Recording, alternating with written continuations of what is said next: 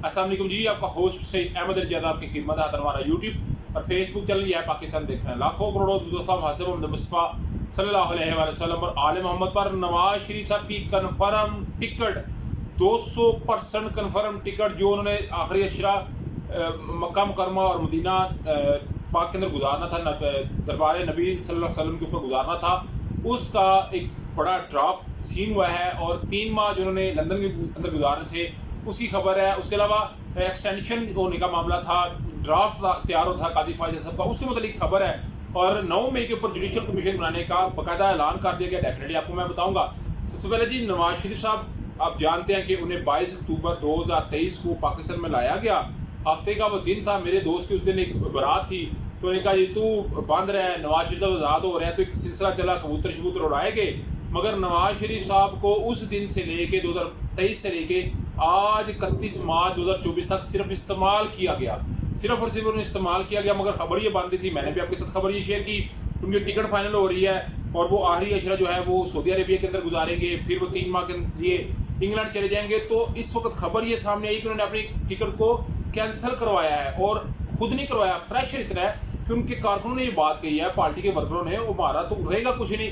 एक तो हम आपको लेके आए, लोगों का दिल तो था कि नवाज शरीफ साहब आते, 14 दफा वज़ीर-ए-आज़म बनते, पाकिस्तान को नवाज दो, बड़े बड़े पेड जो है एडवर्टीजमेंट चली, पेड प्रमोशन हुई। मगर नवाज शरीफ साहब बिल्कुल बेयारो मददगार हो गए। आजकल वो मोहम्मद जो है वो खड़ी बख्श रहमतुल्लाह अलैह का बड़े कलाम शलम सुनते हैं। उनके साथ पे एक साइड पे हसन, दूसरे पे हुसैन नवाज होते हैं। हुसैन नवाज से वीडियो बना रहे होते हैं, हसन नवाज सब सुन रहे होते हैं, नवाज शरीफ साहब बड़े उससे दाद दे रहे होते हैं जामी साहब को।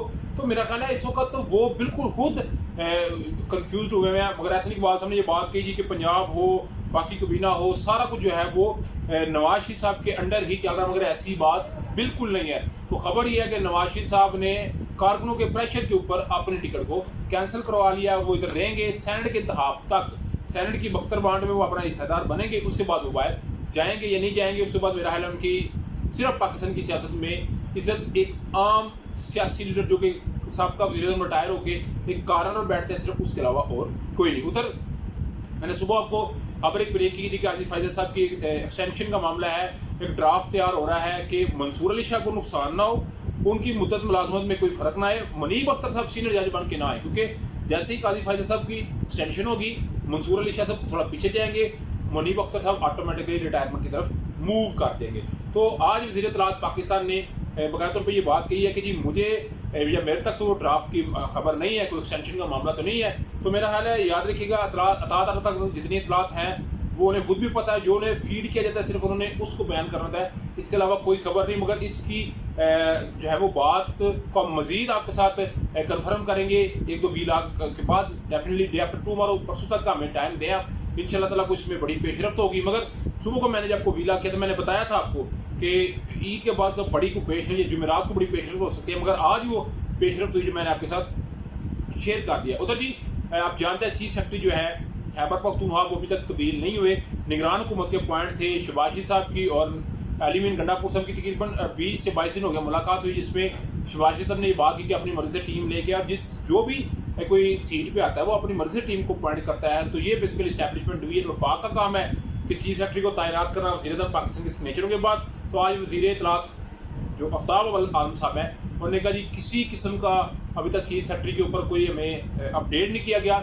उसके अलावा उन्होंने कहा जी हम 9 मई के वाक़यात की पेशावर यानी कि खैबर पख्तूनख्वा के लेवल तक हम जुडिशल कमीशन बनाएंगे और उसके मुताबिक उसकी तहकीकात करवाएंगे। तो मेरा हाल है ये इमरान अहमद खान असम के बगैर तो कोई मामला नहीं हो रहा। उधर उन्होंने कहा जी जो झूठे मुकदमात 9 मई के बनाए गए हैं उनसे लोगों को भी ड्रा कराएंगे और जिन पुलिस वालों ने ये किया है उनको कैफे किरदार तक पहुँचाएंगे। क्या ये ठीक है या गलत है? नेक्स्ट वीडियो के लिए पोस्ट को जा दीजिएगा और मुझे इसका वीलॉग में बताइएगा। अल्लाह ताला आपका हामी नासर। अस्सलाम।